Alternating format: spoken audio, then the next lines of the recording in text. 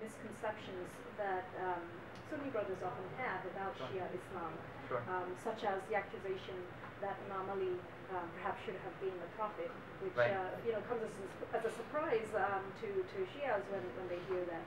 But there are many such strange misconceptions about us. Have you heard any, and what can we do to clear those misconceptions and promote dialogue? Right. I've heard this also, that the story was told to me one time by a very concerned Sunni brother who was concerned that I was, speaking at an event promoting interfaith unity. That it was a mainstream Shia belief. I was told, that Jibreel alayhi salam, the angel Gabriel, made a mistake in bringing the Quran to Muhammad sallallahu alaihi wasallam instead of to Ali ibn Abi Talib. This is how this was related to me. And if something, when you're faced with something like that, you have to look for more information. I hope that you do. I hope people don't just hear that and be like, oh yeah, that makes sense. That sounds like something that a lot of people believe. You have to rectify that immediately. And we did. Alhamdulillah, there are resources, al-Islam, .org. These resources are out there, and there are authoritative sources that can correct that information. We hear often, I think even more common than that, you hear much made cursing, by Shia of companions that were beloved to the Prophet sallallahu alaihi wasallam. These things now, it's destructive that these stories are commonplace, that they spread, and that they turn people against each other.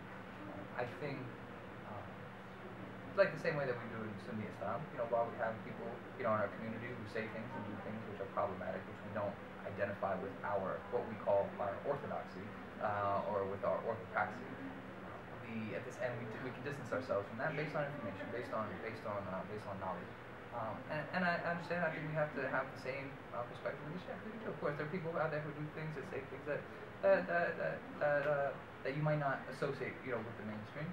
We distance ourselves from them, but that requires giving each other the benefit of the doubt.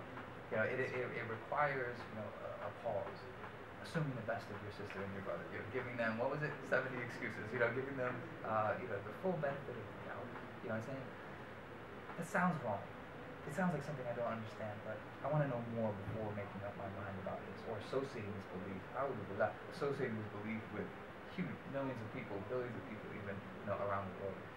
And so this is something that you see on all sides.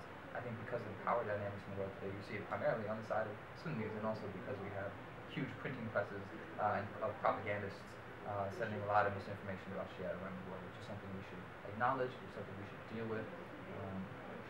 As a side note, this may be reckless to put on YouTube, but very often when we're doing what we'll call da'wah, when we're doing interfaith dialogue, and there will always be a critic of Muslims who will say, well, why should we treat you well here in America, and look how